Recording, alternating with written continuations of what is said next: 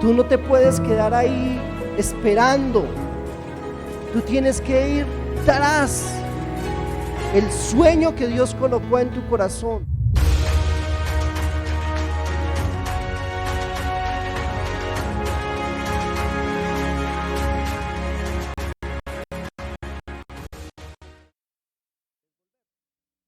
Retomar, o si nunca, puedes venir este sábado 2 de la tarde hasta las 7 de la noche. 7 de la noche el discipulado para los que quieran hacerlo y para los que dejaron de hacerlo y quieren retomar. Para los que estuvieron en las escuelas de consejeros, vamos a empezar los Timoteos todos los sábados. Bueno, ayer no me quedó tiempo, estuve toda la tarde, pero en el espacio que nos quede vamos a transmitir conocimiento, vamos a hacer preguntas, vamos a estar ahí mirando cómo avanzamos en la consejería, y cuando haya consejería vamos a utilizar a los Timoteos. Así que los que ya estuvieron en la escuela de líderes, en la escuela de consejeros, pueden venir este sábado, los que tengan el tiempo, los que quieran hacerlo, y vamos a comenzar una vez más los Timoteos. Vamos a empezar a meterle con todo a esto, ¿sí? Porque es parte de la visión, ¿no?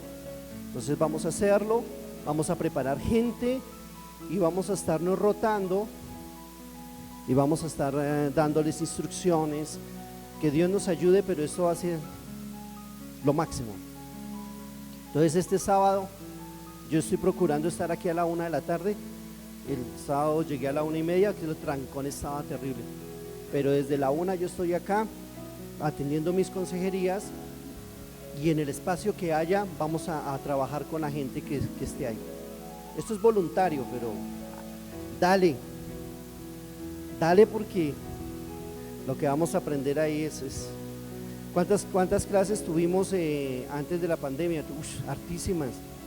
Y todo lo que aprendimos, muchachos, ya no es solamente punto 1, punto 2, punto 3, sino Dios ahí traía muchísimas cosas. Entonces vamos a volver a retomar, los animo a que lo hagan. Necesitamos gente, muchachos. Para lo que viene, claro, necesitamos muchísima gente. Ahora sí, creo que no es más.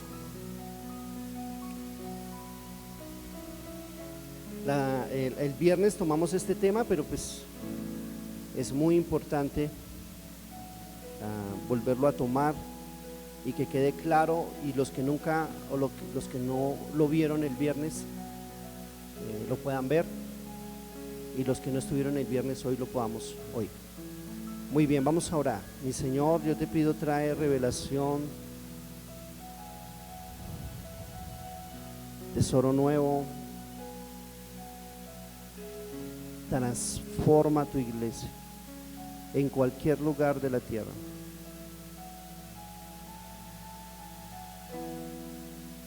Palabras que traigan vida, principios, valores, entendimiento, y sobre todo en este tiempo de apostasía, Señor.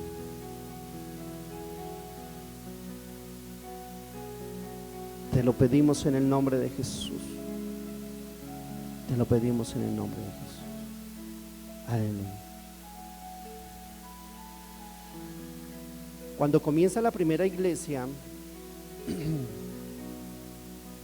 cuando los apóstoles hablaban de apostasía, Pedro, Pablo, Judas, no estoy hablando de Judas Iscariote, sino Judas, hermano de Jesús, el hermano de Jesús que llegó a ser un predicador también. Cuando ellos hablaban de apostasía, esa palabra apostasía para esa generación era algo rarísimo, algo que ellos no podían concebir en sus pensamientos ni en su alma, porque esa palabra a ellos les parecía terrible. Y entonces ellos, cuando escuchaban estos mensajes o cuando leían estas cartas paulinas o las cartas de Pedro, no sé, todos estos mensajes, ellos decían: debe ser terrible cuando venga la apostasía, porque ni siquiera se nos pasa por la mente una cosa de esas. Ellos morían por la causa, ellos dejaban sus sueños por la causa, ellos se trasladaban de lugar en lugar por la persecución y lo hacían con gusto por la causa. Ellos iban al circo romano y aunque no dejaban de ser humanos y sentir el dolor por sus hijos, por su esposa, por los que iban a ser sacrificados allí, aún así, en medio de todo eso había gozo, porque lo hacían para Dios.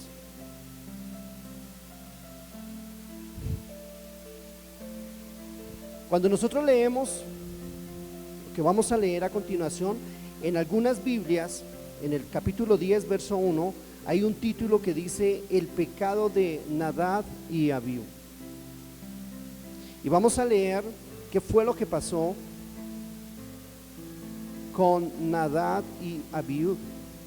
Dice el verso 1, todos conmigo: Nadab y Abiú, hijos de Aarón, tomaron cada uno su incensario y pusieron en ellos fuego, sobre el cual pusieron incienso y ofrecieron delante de Jehová fuego extraño. Di conmigo: fuego extraño, que él nunca les mandó. Y salió fuego de delante de Jehová y los quemó, y murieron delante de Jehová. Entonces dijo Moisés a Aarón: esto es lo que habló Jehová diciendo: en los que a mí se acercan me santificaré, y en presencia de todo el pueblo seré glorificado. Y Aarón calló, o sea, hizo el silencio. Y llamó Moisés a Misael y a Zafán, hijos de Utiel, tío de Aarón, y les dijo: acercaos y sacad a vuestros hermanos de en medio del santuario, fuera del campamento. Y ellos se acercaron y los sacaron con sus túnicas fuera del campamento, como dijo Moisés. O sea, los llevaron como si fuera en camilla, ¿no? Entonces Moisés dijo a Aarón y a Eleazar y a Itamar, sus hijos: no descubras vuestras cabezas, ni rasguéis vuestros vestidos en señal de duelo, para que no muráis, ni se levante la ira sobre toda la congregación, pero vuestros hermanos, toda la casa de Israel, sí lamentarán por el incendio que Jehová ha hecho. Ni saldréis, escuchen muy bien, ni saldréis de la puerta del tabernáculo de reunión, porque moriréis, por cuanto el aceite de la unción de Jehová está sobre vosotros. Y ellos hicieron conforme al dicho de Moisés. Y Jehová habló a Aarón diciendo: tú y tus hijos contigo no beberéis vino ni sidra cuando entréis en el tabernáculo de reunión, para que no muráis. Estatuto perpetuo será para vuestras generaciones. Y el verso 10 dice: para poder discernir entre lo santo y lo profano, entre lo inmundo y lo limpio, y para enseñar a los hijos de Israel todos los estatutos que Jehová les ha dicho por medio de Moisés. Amén y amén. Por mucho tiempo yo estuve investigando qué fue lo que hicieron estos dos muchachos. Después de haber recibido semejante promesa, Aarón, hermano de Moisés, recibió el ministerio del sumo sacerdote. Él y sus hijos eran los únicos que podían entrar al lugar santo. Eran los únicos que podían incluso entrar al lugar santísimo cuando fuera el momento. Semejante ministerio.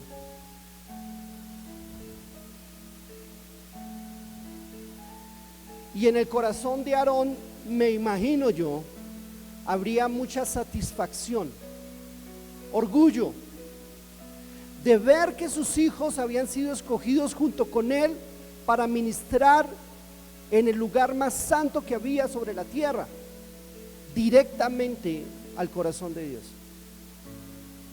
Algo único. Nadie más podía hacerlo, solamente él y sus hijos. Y luego viene un rito de consagración, el cual tuvieron que hacer sus hijos. Un rito bastante fuerte, bastante largo, hasta llegar a este momento donde ellos ya estaban listos para comenzar la labor. Y entonces los hijos mayores de Aarón, que eran 4 varones, pero los mayores eran los que iban adelante en este ministerio, y cuando ellos empiezan su oficio,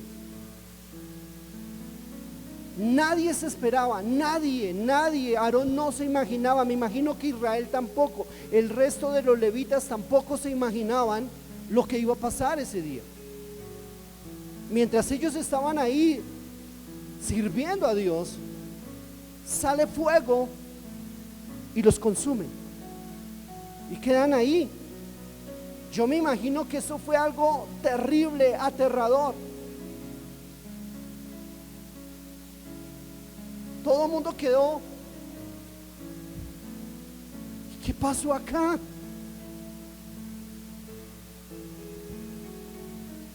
De tal manera que le toca llamar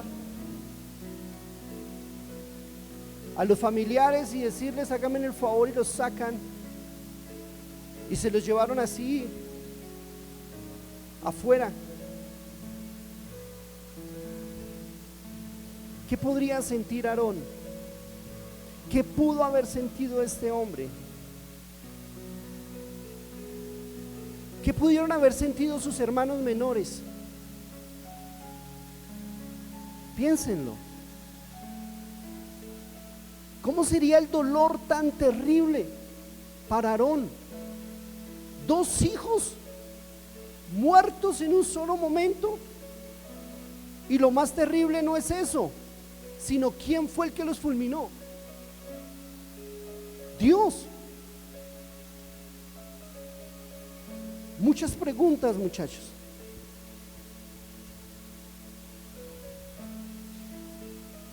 Y cuando ocurre esto, dice Dios: ustedes, Aarón y sus otros 2 hermanos o hijos de Aarón, ustedes no van a hacer duelo. Se acostumbraba en esa época o en esa cultura judía hasta nuestros días que como símbolo de dolor, de amargura, de algo terrible, ellos acostumbraban a rasgar sus vestiduras en señal de duelo. Luego colocaban silicio, una tela oscura, gris, oscura, casi negra, rota, la ponían sobre en lugar de sus vestidos, y se echaban arena, tierra o ceniza sobre su cabeza y se tiraban al suelo. Esa era la forma de decir que algo terrible les había pasado, y entonces cuando moría alguien muy cercano, eso era lo que ellos hacían.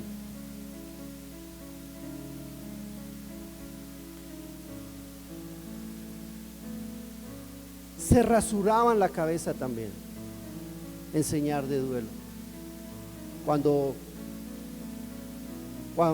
alguien veía a alguien rasurado, o sea, que se había quitado el cabello, decían: en terrible angustia debe estar, algo terrible le pasó, alguna pérdida, algún familiar, algo terrible pasó.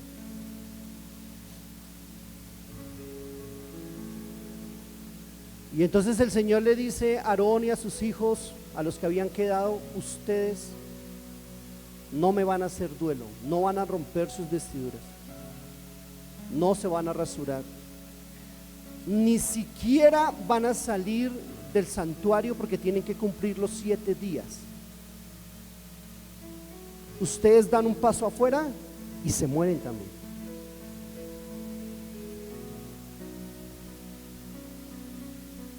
Entonces, no se les permitió hacer duelo, no se les permitió hacer ningún tipo de espectáculo, nada. El dolor seguía por dentro, pero ellos tenían que cumplir todo lo que Dios les había asignado como sacerdotes. Así que ellos no pudieron estar en el entierro de sus hermanos. El papá no pudo estar en el entierro de sus hijos.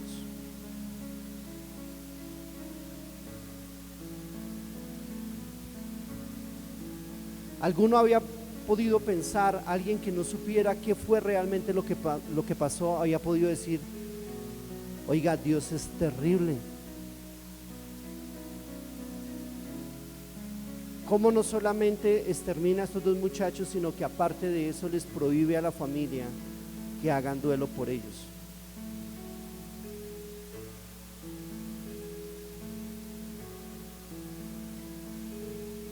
Algunos lo habían podido ver como crueldad,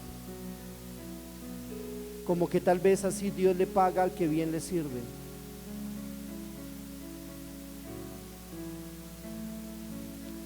Y yo me puse a investigar qué fue lo que pasó realmente. Resulta que estos muchachos, que no eran tan muchachos, no eran pelados tampoco. Lo que pasa es que en esa época la gente vivía mucho, más que ahora, casi el doble. Entonces un muchacho era considerado de hasta los 50 años, todavía seguía siendo muy joven, muchacho. No sé qué edad tendrían, pero pues más de 30 sí tenían que tener.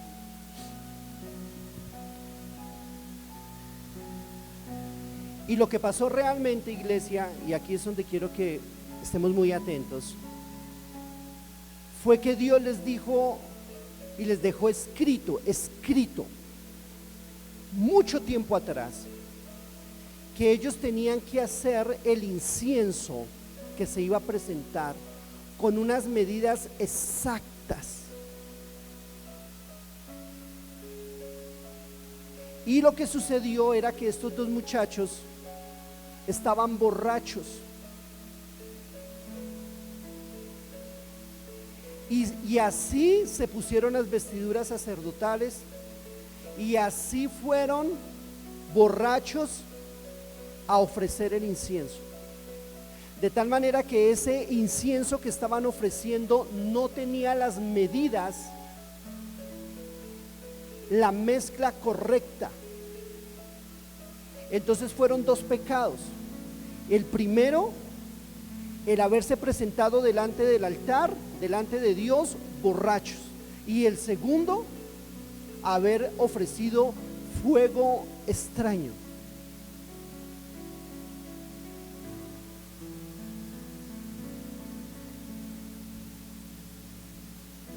Entonces no fue que Dios hizo algo injusto.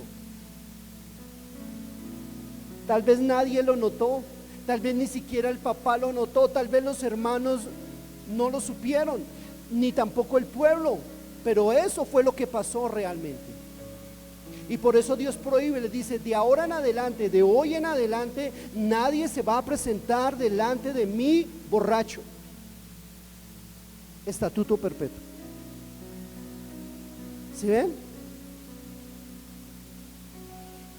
Por si alguien iba a decir algo, Dios les advierte, les dice: yo me santificaré en los que se acercan a mí. Escúchame. Entonces no fue que Dios fue injusto, no fue que Dios les pagó mal por bien, no. Lo que pasa es que Dios es justo y conoce y pesa los corazones y sabe realmente lo que pasó.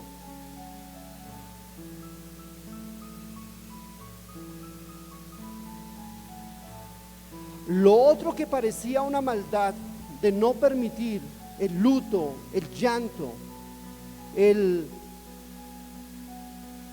que acompañaran el entierro, no fue maldad, ¿sabían eso? Lo que Dios les quería enseñar a sus ministros, a los líderes de cada iglesia, a los que fueron llamados tal vez como pastores asociados a estar bajo la cobertura de un apóstol. No sé cómo sea tu visión allá en tu país, si tú eres líder, si tú eres pastor, si eres pastor asociado, aún si eres apóstol, escúchame, no hagas duelo por los que Dios fulminó.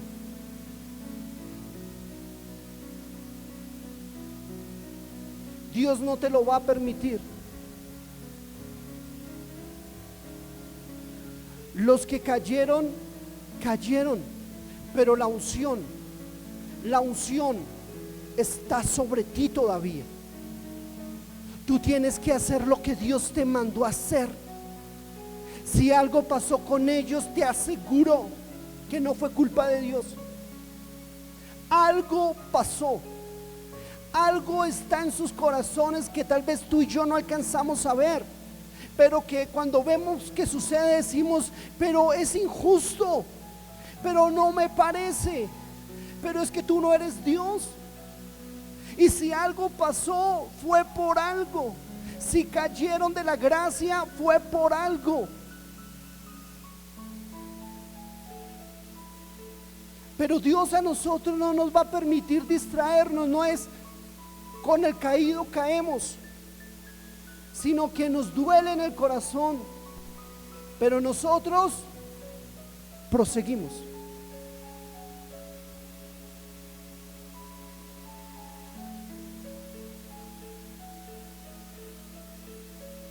Yo no puedo entender hasta ahora cómo cuando alguien divide una iglesia haya gente que lo siga. No, yo no puedo entender eso. ¿Cómo alguien que hace daño tiene seguidores?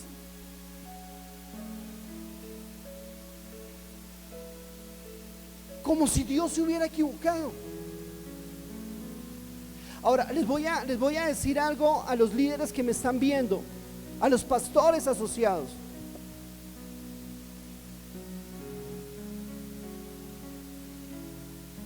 Cuando tú le preguntas a alguien qué fue lo que pasó, ¿qué es lo primero que te dicen?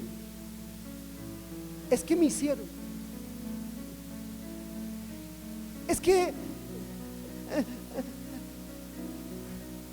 oiga, y nosotros somos tan ingenuos que les creemos. ¿Cuándo alguien se va a echar la culpa de lo que hizo? Dígame. Yo no conozco es un fenómeno, tiene que ser un fenómeno. Que le pregunten, ¿y qué fue lo que pasó? ¿Por qué te fuiste? ¿Por qué dividiste la iglesia? ¿Por qué hiciste esto? Y diga, no fue culpa mía. No dicen, no, es que me hicieron, es que no creyeron, es que no sé qué, bueno, cantidad de cosas. Pero nunca te van a decir la verdad, jamás te la van a decir. Y uno es tan inocente que va y les pregunta, sabiendo cuál es la respuesta, y como si Dios se hubiera equivocado.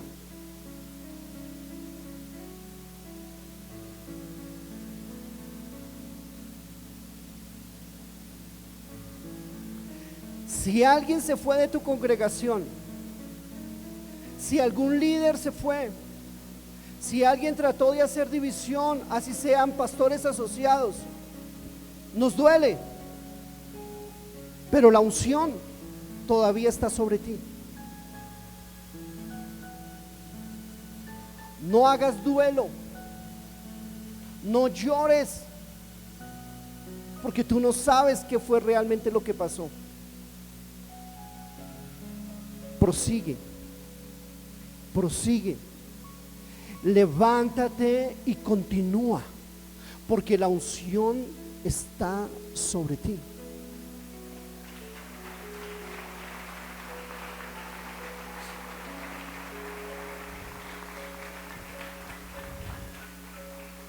Apostasía.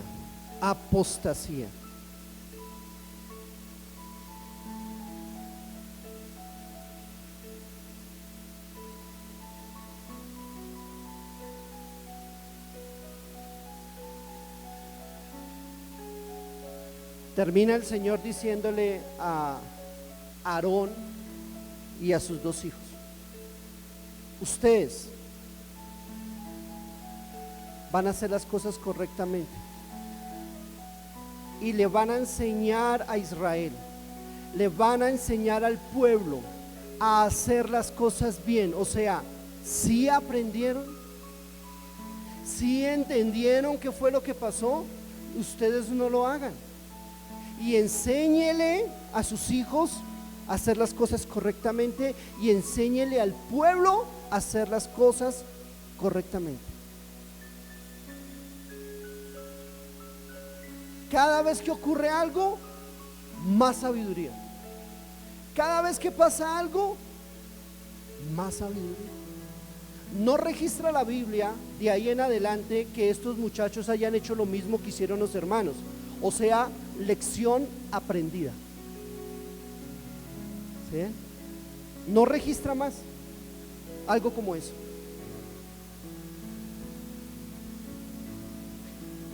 Mi pregunta es, la pregunta que yo les hago es: ¿ellos sabían lo que estaban haciendo? ¿Eran inocentes? ¿No es cierto que no? ¿Ellos sabían a conciencia qué estaban haciendo? Claro que sí. ¿Eran niños? No. ¿Habían leído el mandato de Dios acerca del incienso, acerca del aceite, de la unción, las medidas, todo lo que Dios? Claro que sí. ¿Lo hicieron? No lo hicieron. Dios habla a Samuel y le da instrucciones. Dile a Saúl cuál es mi voluntad. Y viene el profeta y le dice: Dios ha dicho, escúchame bien, destruye a Amalek, porque ellos hicieron resistencia cuando Israel salía de Egipto. Le hicieron guerra, nunca se arrepintieron, han pasado décadas y ellos nunca han dicho hicimos mal contra Dios. Entonces llegó el día del juicio y Dios utiliza a su rey, a su profeta, y le dice Dios a Saúl, le dice: ve y me destruyes a Amalek, no perdone tu ojo, niños, mujeres, los de pecho, ganado, todo me lo destruyes. Y resulta que Saúl perdonó lo mejor del ganado, y el primero que debería matar era el rey de Amalek, y le perdonó la vida. Cuando llega el profeta y le hace el reclamo y le dice: ¿usted por qué desobedeció? Dios me acaba de decir que usted desobedeció. Dijo: no, yo hice conforme lo que Dios me mandó, exactamente igual. Y entonces, porque yo escucho ganado, yo escucho. Y cuando le presentan al rey,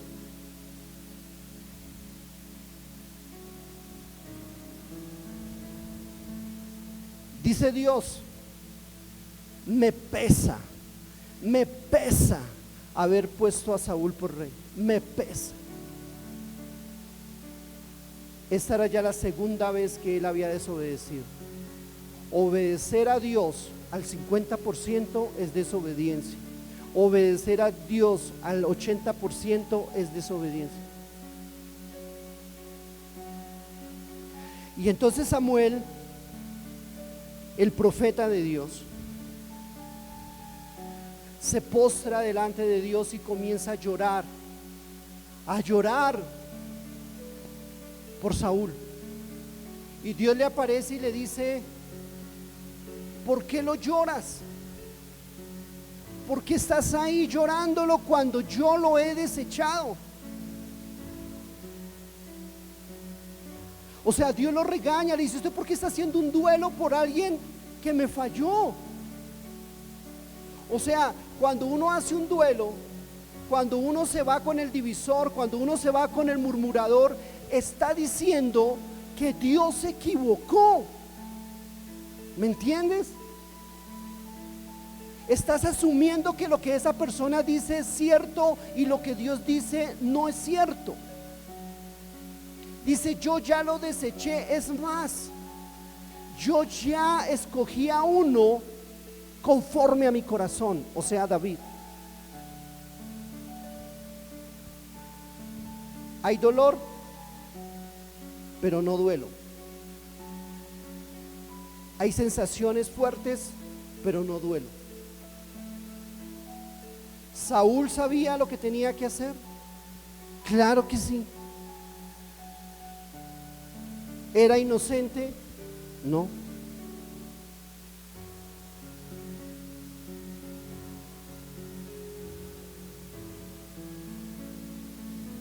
Judas.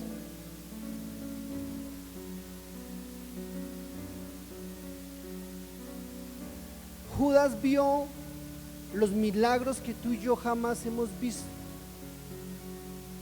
Judas escuchó los sermones del mejor predicador que ha existido, bajo una unción que jamás hemos sentido.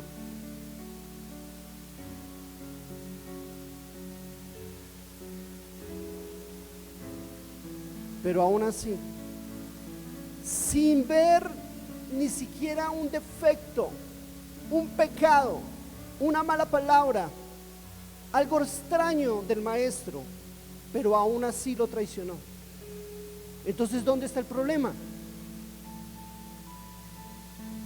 ¿En la autoridad o el hombre estaba robando? ¿No es cierto que sí? El hombre tenía un pecado oculto. Él, por ser el administrador de las ofrendas, robaba. Era un pecado consentido. Él pensaba que nadie se había dado cuenta, pero el Señor sabía.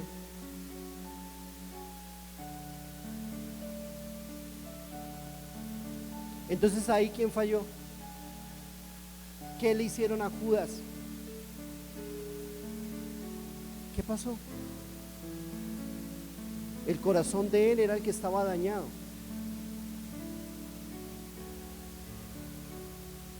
Él sabía lo que tenía que hacer,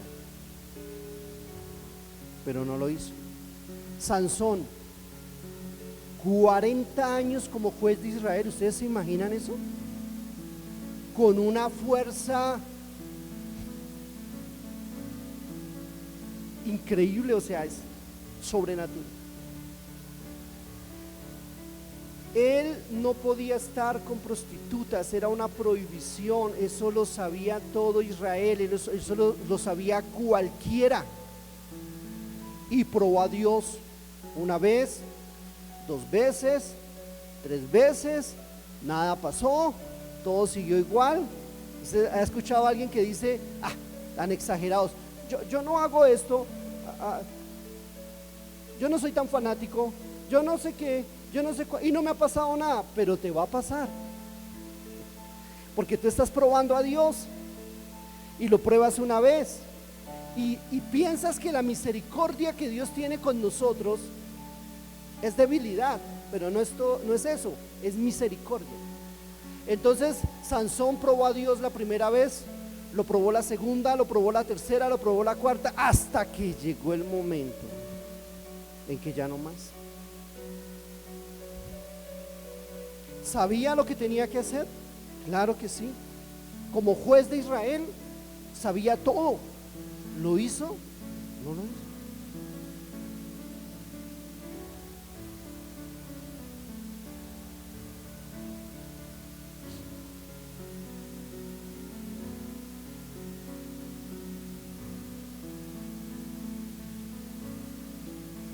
Voy a terminar acá.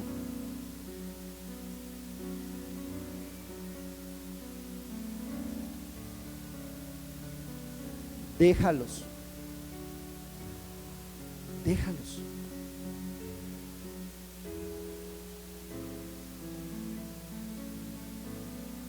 ¿Va a volver a pasar? Sí.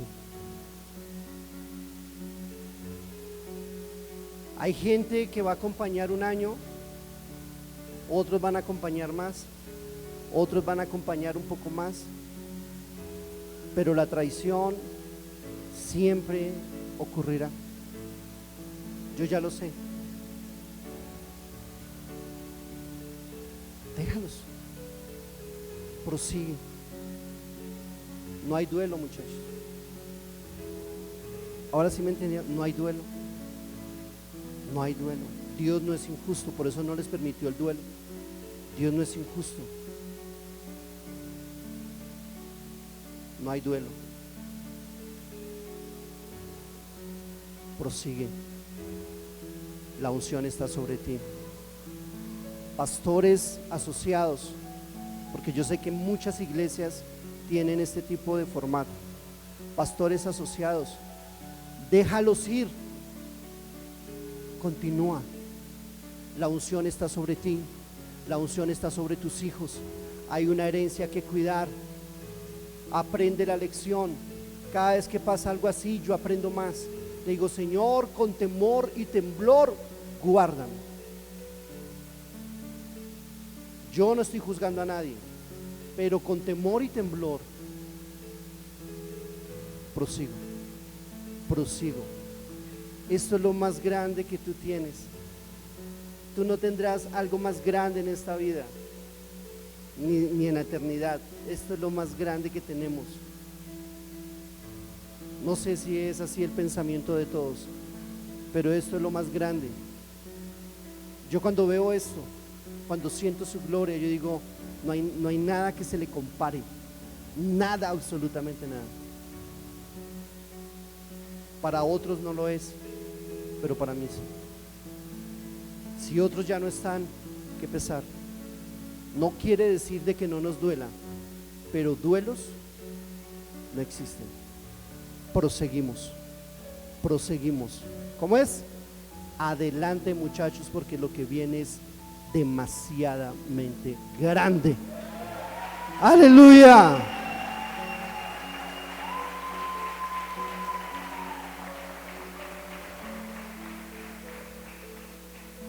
Volverá a pasar, pastor, volverá a pasar.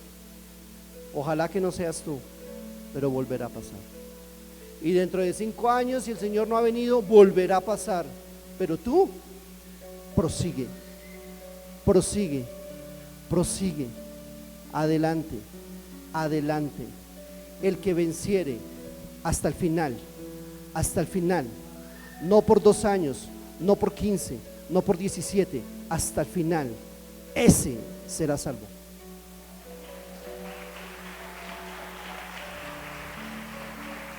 Aleluya. Mi Señor, te damos gracias esta mañana.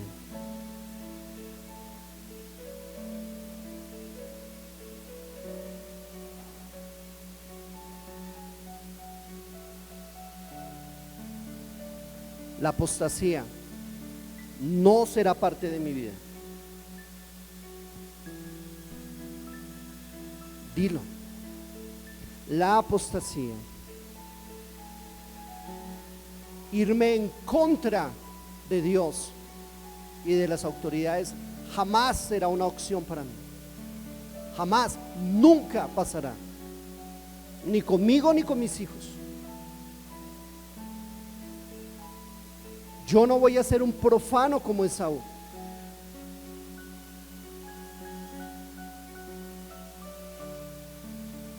Nunca voy a menospreciar lo santo. Jamás, Señor. Jamás seré como los puercos, al cual se les prohibió echarle las perlas porque las van a pisotear. Jamás.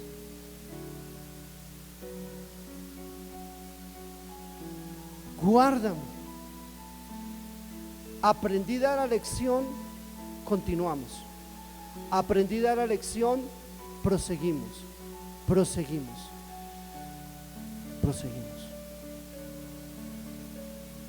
Que Dios nos guarde fieles hasta el final. Amén. Mirar atrás.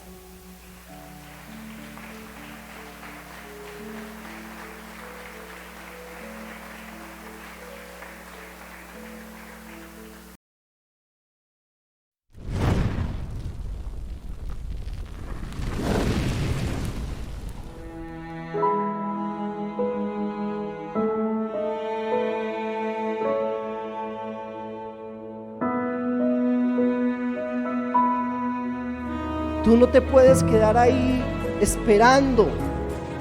Tú tienes que ir tras el sueño que Dios colocó en tu corazón.